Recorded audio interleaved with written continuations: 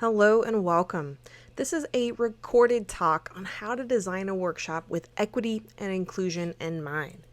My name is Megan Pollock, and I'm based out of Dallas, Texas, and my company is Engineer Inclusion. We help people intentionally and systematically engineer equity and inclusion into education in the workforce, driving positive outcomes while also supporting employees in the community. And we do this through a variety of different ways, but mostly providing services such as workshops and long-term programs for reaching those outcomes that you desire. I am a trained engineer. However, in 2009, I switched from widgets to workshops, focusing on how to create more inclusive and equitable environments for women and people of color in science, technology, engineering, and mathematics classrooms and fields. In this talk, we're going to be talking about workshops and how to design them, as I said, with equity and inclusion in mind. So let's start with a few objectives. We're going to talk about how to design a workshop, and I'm going to introduce a design method for creating an effective and engaging workshop. I'm going to show you how to clarify and prioritize your content for a workshop, give you some recommendations for engaging instructional strategies, and leave you with some tips for instructional choices and styles. To get us started, we have to start with you. We have to start with us and who we are. Who we are is ever present in all of the things that we do, and it is absolutely a critical piece to what and how we teach. And so before we can start to design a workshop, we have to situate ourselves and our teaching philosophies as we get started in this process. And so the first question to ask yourself is, what is your positionality?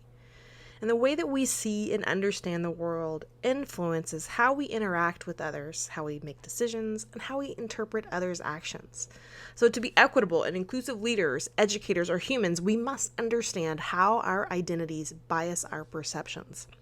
And so positionality is the social and economic context that creates our identity, and it's how our identity influences our biases and biases our perceptions of and outlook on the world. And in the handouts for this talk, you'll see that we have a great resource on how to unpack and discover what your positionality is. In that resource, we've got definitions, explanations of several social identities, and it really scaffolds an exploration of your positionality. The next question and place to start is to ask yourself, what is your theory of change? So some people may call it a teaching philosophy, but a theory of change is essentially your approach to teaching. You might include your values, your goals, and your intentions as an educator. And so let's have a look at Engineer Inclusion's theory of change. And so some of the words that you'll see here, I'm going to talk about later, but let me read my company's theory of change to you. So commonly framed from a deficit perspective, traditional, quote, diversity workshops often feel punitive. People feel like leadership wants to fix them, and few people win in these scenarios. Our theory of change is an asset or strengths-based approach that draws from learning and motivation theory, provides an appropriately challenging experience, scaffolds communities of practice, and is focused on outcomes. Our work focuses on three key components: knowledge, beliefs, and behaviors. First, we aim to establish a shared vocabulary and equip participants with skills to recognize and talk about equity issues. We aim to reveal the underlying beliefs in all of us that may limit our ability to contribute to equitable environments, and we guide shifting mindsets. We aim to co-create a roadmap for the essential and ongoing journey of equity-minded and inclusive individuals and organizations. And finally, we honor our participants and invite them to join us on a journey creating a more equitable and inclusive environment for every person to reach their full potential. Now, this is my theory of change. It's an example. It is not a template for you to write yours. It's just how I decided how I want to approach my work as an educator, as someone who facilitates workshops. All of my clients see this, and so I want them to know my approach to change, my approach to working with them, and I encourage you to think about yours, right? And so if you are a professor, oftentimes you're required or asked to write a teaching philosophy. And so yours might have something that's kind of like this, right? But whatever it is, it's important that you sort of situate your beliefs about how people change and how you want to assist people in their growth, whether that's from knowledge, attitudes, or beliefs and behaviors. So again, these are two critical things, both positionality and theory of change, that I think are really important before you even get started thinking about designing a workshop. Now, designing a workshop is a lot like designing a consumer product. For product design, you define your user, you consider the user's needs, and you articulate the experience that you want them to have using the product. As an engineer, I use design thinking to approach most problems. The Stanford D School's design thinking process is my method of choice. However, this can take some time, and it's not ideal for one-off workshops, but rather for content that you aim to use over and over again.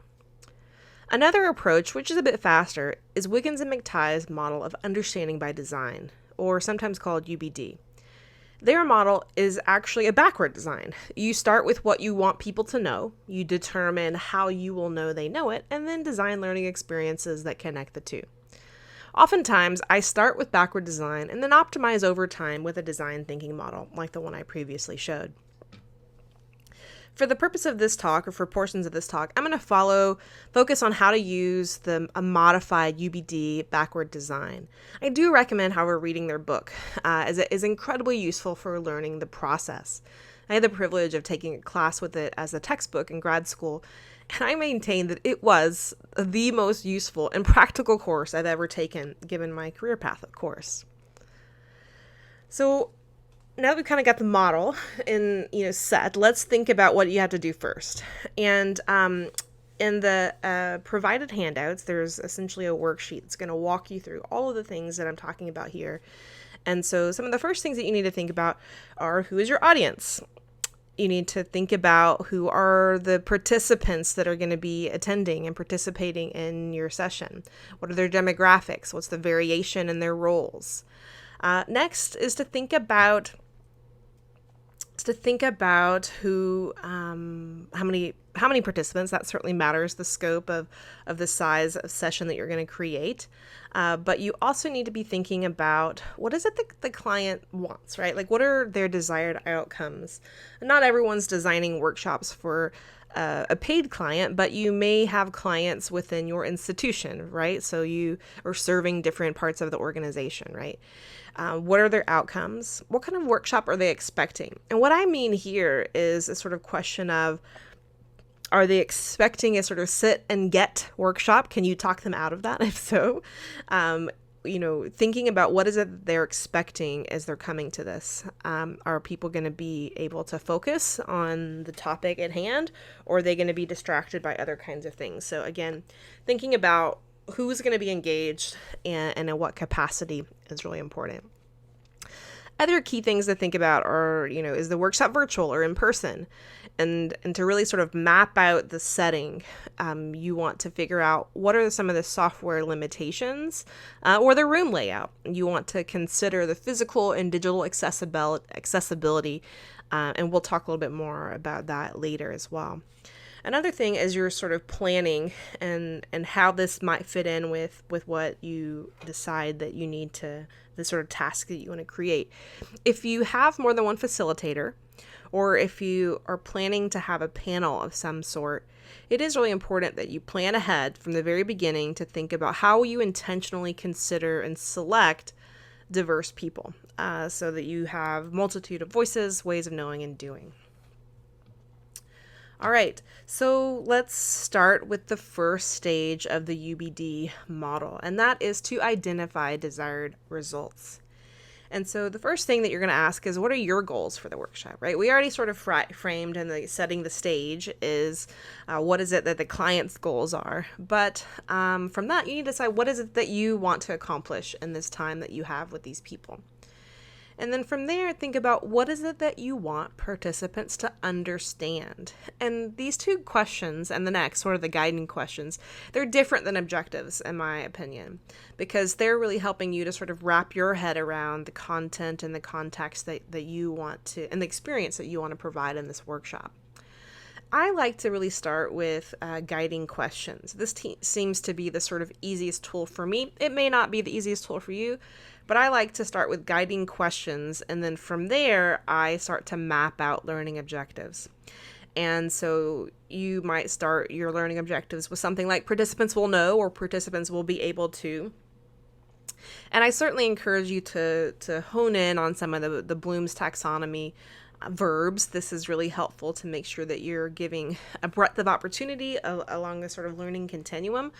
And that to this day, having learned Bloom's taxonomy ages ago, I still regularly look it up and use it as a tool for mapping out objectives.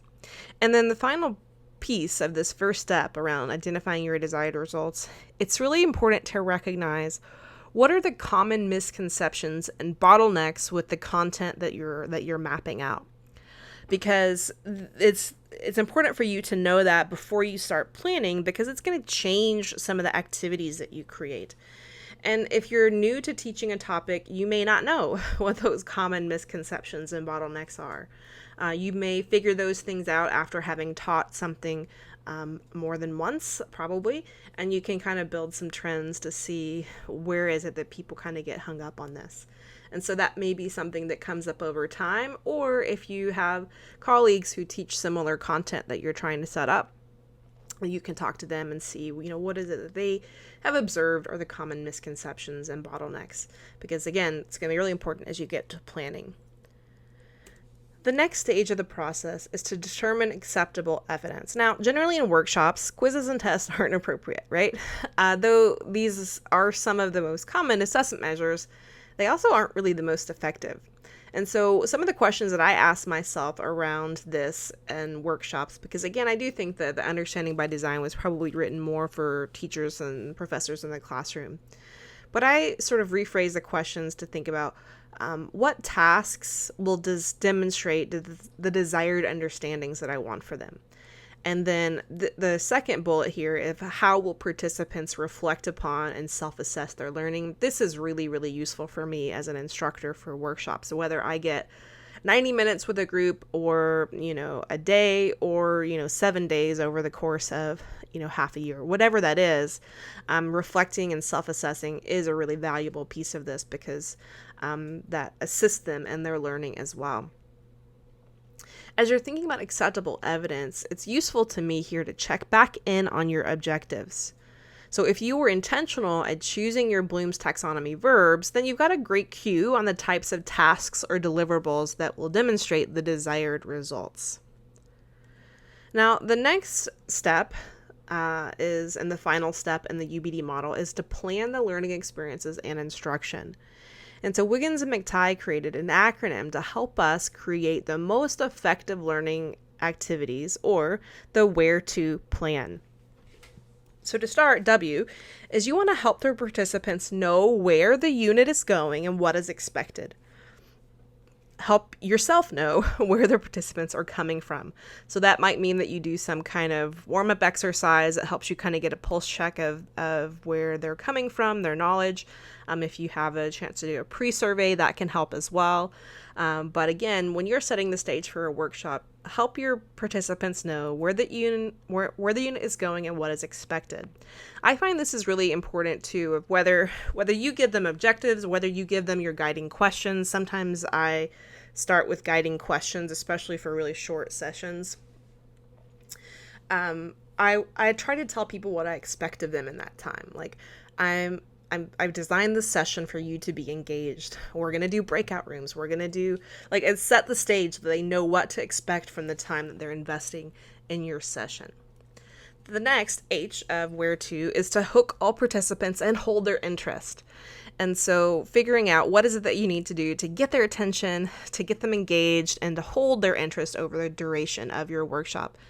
Now, certainly over the year of COVID, I've had to transition my business to 100% online, and I've learned a lot about virtual learning and having to adapt some of the things that I would normally do in person to be online. And it's possible, folks. We've been able to do that with some moderate, level of success. But again, the theory is the same, right? You still have to get people interested, and you still have to keep them hooked and wanting to participate. So the next letter in the acronym is the first E of where to, and that is to equip students. You want to help them experience the key ideas and explore issues. The next letter is R, to provide opportunities for participants to rethink and revise their understanding and work. Next is to allow participants to evaluate their work and its implications. The first T, the only T, where to, is you want it to be tailored, personalized to the different needs, interests, and abilities of the learners. And we're going to talk a little bit about sort of cultural responsiveness. And this is really where you can be intentional about bringing in different ways of knowing and doing so that you are creating a tailored, personalized experience for the people within your classroom. If you're, flying in to do a workshop or you're meeting with people who you don't really know, it's difficult for it to be truly personalized, but you can certainly tailor it to different kinds of learners within the environment.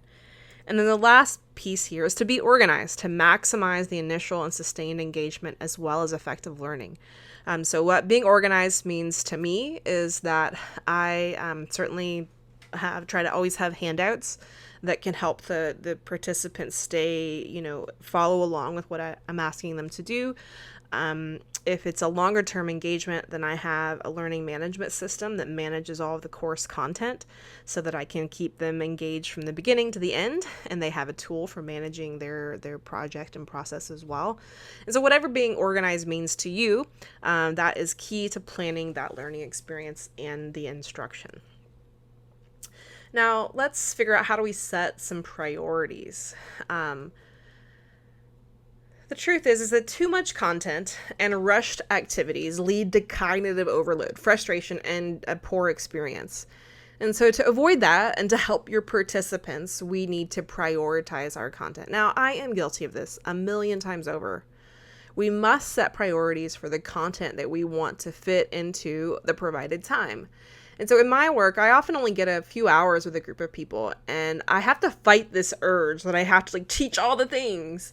However, after years of practice, I am much better at crafting a reasonable learning plan. But if you try to teach too many concepts at once, the chances of learning and retaining the material diminish.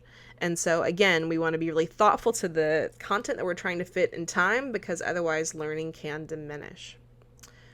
So Wiggins and McTighe offer another helpful strategy for clarifying content strategies. And they recommend to really map out these sort of three areas that I'm going to show you. And the first are, what are the big ideas and the core tasks? What are the key things that they need to know and do after finishing this workshop? So make sure that you're anchoring all of your learning plan around these things. Then next step above that is to think about what's important for them to know and do, but it's not critical, right? And then the outside is recognizing what's nice for them to be familiar with, but it's not the core idea, it's not the core task, and again, it's not that top priority. This has been a really useful tool for me over the years because, again, like I said, sometimes I only get a short amount of time with people, and if I'm talking about, complex topics around neuroscience or social psychology or just general kinds of concepts around understanding race and bias and our systemic issues, right? Sometimes you feel the need that you want to tell all the things, and you can tell all the things, but again, it's going to diminish the opportunity for people to learn and engage. And so I like to use this to kind of map out what is it that I need them to take away, what is it that I need them to know, what is it that I need them to do, and I make sure that I invest time in those things during the workshop. Now let's look at some instructional strategies. These strategies are all student-centered examples, and if done correctly, they improve equity and inclusion. So let's start with Think, Pair, Share. So Think, Pair, Share is a collaborative teaching strategy that is used to help participants form individual ideas, then you discuss and share one-on-one with others. Jigsaw is another collaborative teaching strategy where participants from a home group split up to join a topic focus group. Upon returning to the home group, each participant then teaches about the topic they learned and discussed. Round Robin is one of my favorite tools, and I have a resource on this that you can download from the notes. And Round Robin brainstorming ensures everyone is involved, and so all ideas are shared equally, fostering greater creativity, innovation, and inclusion. Constructivist listening is another facilitation strategy designed to foster a safe space for people to speak authentically about their feelings and beliefs. Again, I have a handout that you can download on this to learn more. Gallery walks, that's when individuals or small groups create a poster or text or images about their topic or discussion, and they display it.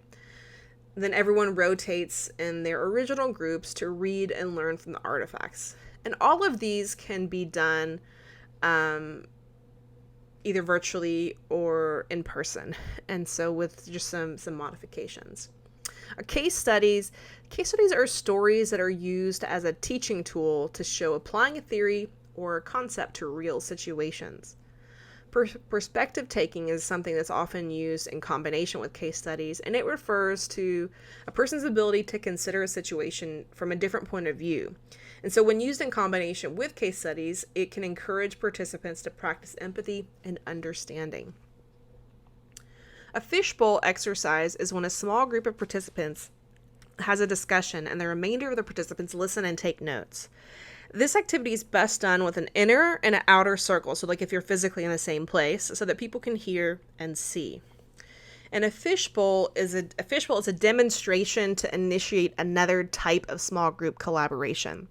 So like you might have a fishbowl exercise and then do a think, pair, share, or you might pair it with another one of the constructivist listening or round robin brainstorming, because again, it usually is partnered or paired with another collaborative teaching strategy. A panel discussion is when a moderator leads a conversation between a small group of people. The audience observes and asks questions, but big, asterisk here is that the best panels are interactive and responsive to the audience. If you're going to have a panel where you have, a handful of people talk the whole time and don't incorporate, the experiences of people in the audience, then that is definitely not inclusive, and it's certainly not responsive either. And so you can do a panel, but again, you want to figure out a way so that it engages the audience and is interactive with them. And the last strategy here, and again, this is not by any means a comprehensive list of instructional strategies, but in a four-corner exercise, you place 4 statements around the room, or similarly in a remote configuration. Participants will express their opinion or response by standing in front of one of the 4 statements. Or if you have like a Zoom room set up, you can then create 4 breakout rooms, and then they can set it up so that people can manually join whatever room. And then they'll join that room, or they'll go stand in front of it if you're in person, and then talk to others about why they have chosen their corner. And so, again, these are just some strategies that you can use in creating activities and when you're mapping out your plan and designing your workshop. I've got a few instructional styles and choices here to talk to you about. And so the first is making sure that our work is student-centered rather than teacher-centered. So we've all heard the saying of like, we don't want to be a sage on the stage. We want to be that guide on the side. And this is really important. We want to make sure that we are engaging the students, that they are the central, driver of the session. And so we do that by sort of encircling them with the curriculum, engaging them with it, rather than just sort of pouring it into their brains. The next question that we have to think about is, in the learning environment, do we see participants' cultural differences as beneficial and adding value to the classroom or to the online space? Or do we see those cultural differences as detrimental and distracting? And so an asset perspective is when we view participants' cultural differences as beneficial to the learning environment, as opposed to a deficit perspective, where cultural differences are perceived as detrimental to that environment. So educators with asset perspectives are more likely to innovate instruction, while those with deficit perspectives are more likely to have lower expectations for marginalized and minoritized students. So the question for you is, how do you practice an asset mindset or a strengths perspective in how you perceive, engage, and provide feedback with your participants? And I have to say, I use the word practice intentionally. practicing, you practice to develop an asset, a strengths-based mindset.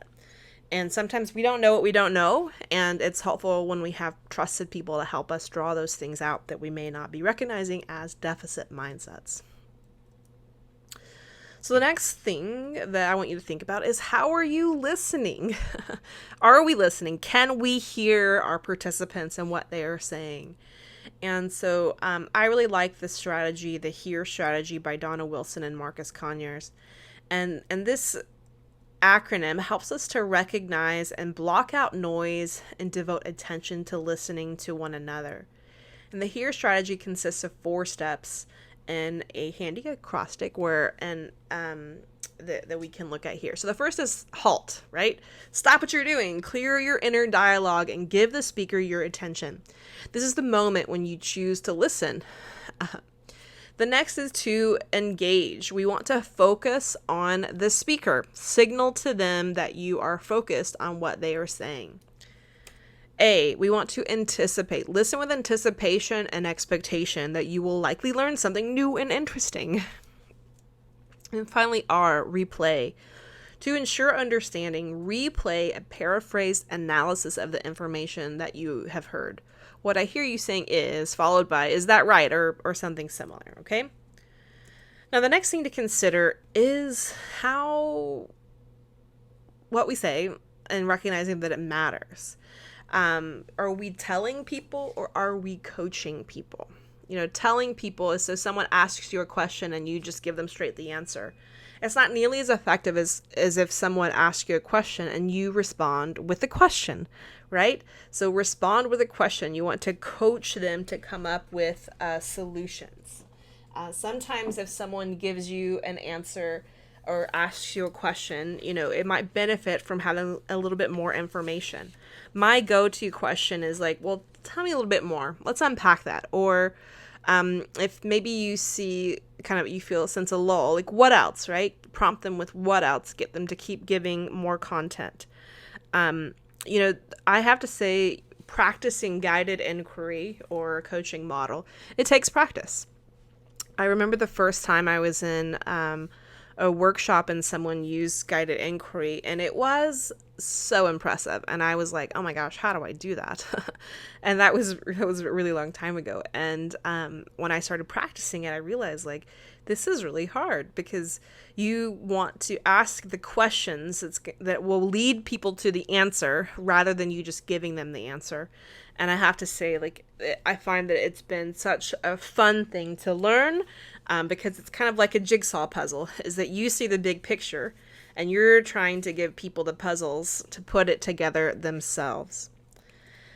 One of the last notes here is around cultural responsiveness. So culturally responsive teaching is a pedagogy that recognizes the importance of including participants' cultural references, their experiences, and all aspects of learning. This is an asset approach to teaching.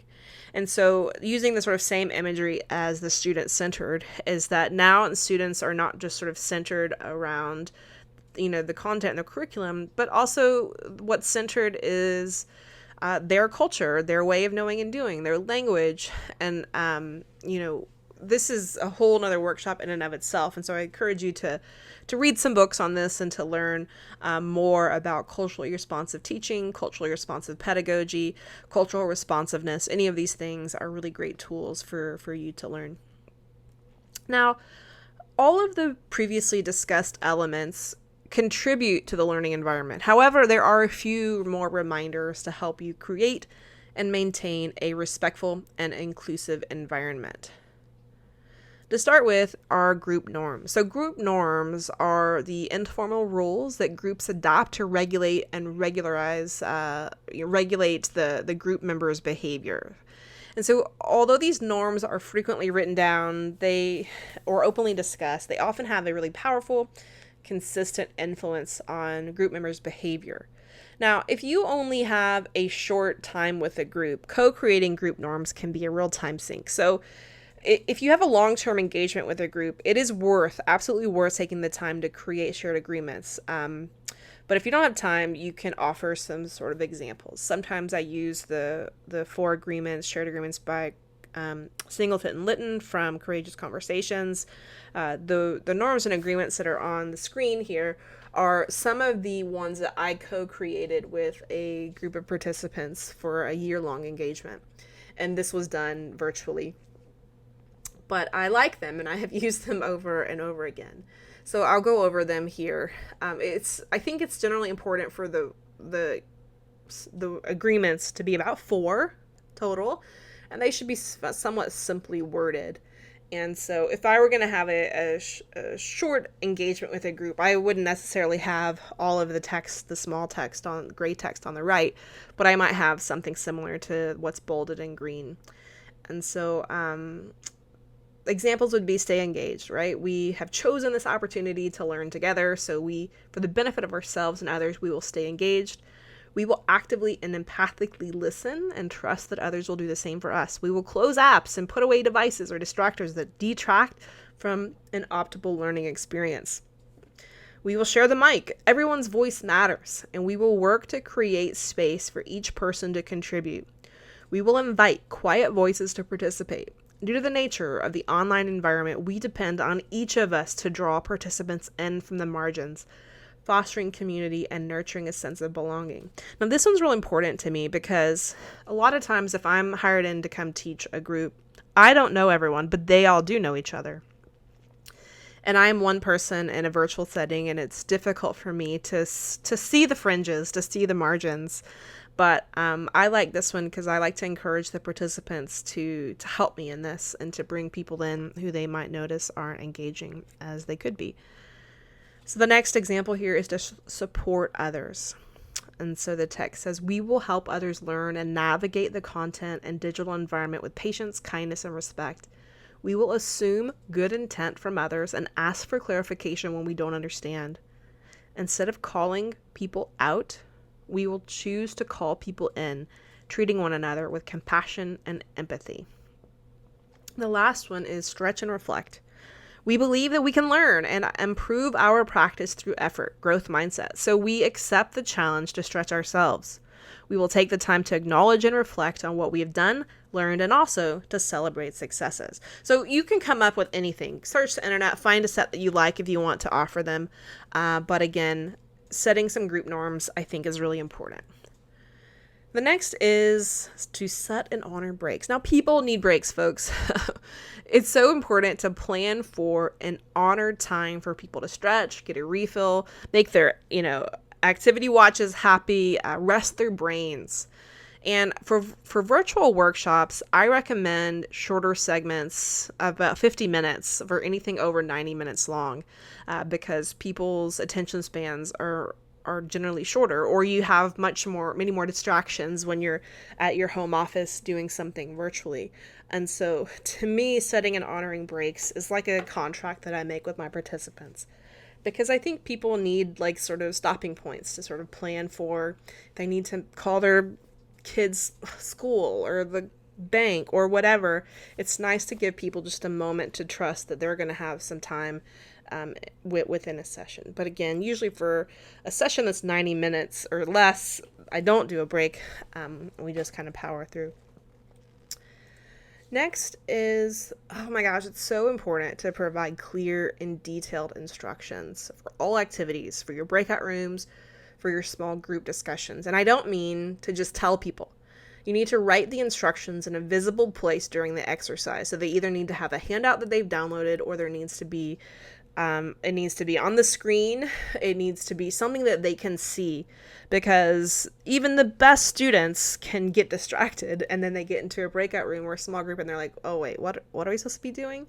So help them, right? Just have those clear, detailed instructions, because you don't want people to experience feelings of like they're not getting it, right? Like they may have been focused on finishing a reflection and then you moved on and they miss those instructions. So just help them by having those instructions always available to them and as clear and concise as possible. Next thing to think about with the learning environment is culture and climate. It's easy to to lose sight of this when you may be in a group that's somewhat homogenous, whether it's homogenous by gender or race or socioeconomic status or perhaps, general belief system. But this can be really negative, a really negative experience for people who are on the margins of those ways of knowing and doing. And so it's important that you, as a facilitator, ensure that one way of knowing and doing doesn't dominate the culture and climate of that learning environment. So you're going to use global listening to keep a pulse on the tone of conversations and the participants' body language. And so it's so important that you are attuned to that, and so that you can help create and foster that learning environment that's going to help everyone feel included, valued, and affirmed. The last thing I want to talk about is accessibility. Accessibility matters, folks. This comes up all the time. People in real in-person sessions will say, like, I don't need the mic. I got a teacher voice. Or like, everybody can hear me, right? Use the mic anyways. Use the mic. Because you might think that you can yell, and you probably can yell. But it doesn't mean that people in the back are going to hear you. You don't understand the acoustics of that room. You don't understand someone's hearing conditions. I know for me personally, I'm hard of hearing, and so there's a range of certain band of hertz that I have a hard time hearing, and I have to stretch and work really hard if someone falls in that, right? And just don't make people work to hear you. Just use the mic. Always use the mic, and then it's not embarrassing for someone else if they feel like, well, I need to use the mic because I can't yell, right? Use the mic. The next one is to use closed captioning features. One of the incredible benefits that has come out of the global shift to virtual working and learning is the really fast improvements in closed captioning features.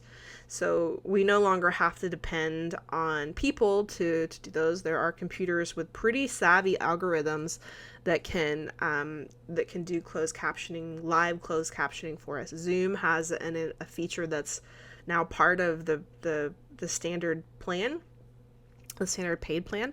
And so just turn it on, right? And then people can refer back to that and use that. If you are using a different software or app, meeting app, you'll have to see what they use. But I know if you use Google Slides has an embedded closed captioning feature as well. Next is to make sure that if you're in person, is to make sure that the building and the room are accessible to people who are in wheelchairs or walkers or have any other kinds of accessibility needs. I, as someone who is generally able-bodied, we don't pay attention to this as much. But, if we are hosting events that people can't access, like, that's really problematic, right? And then I've had people get into, this usually happens at, like, conferences, where you're in these big convention centers and they're so spread out and there aren't enough ramps, and then you get into rooms that are way too crowded and you cram too many tables in. That's not accessible. So be really intentional about finding space that is. Another thing that I am working on is to being aware of color contrasts for people who are colorblind. And I'm not going to lie, I haven't figured this one out, but it is something that I do think about. But I haven't figured out the solid answer to that. But some people have some software that can help them manage that. But again, pay attention to it. So if you see the contrast isn't that great, then you want to modify it. Another key thing is to use legible font size on your handouts. When we're using remote work, if people are viewing something on the screen, people can usually expand it to be larger. But if you're going to print handouts, you want them to be able to read it without a magnifying glass. All right, so this talk was about how to plan a workshop, how to design them with equity and inclusion in mind.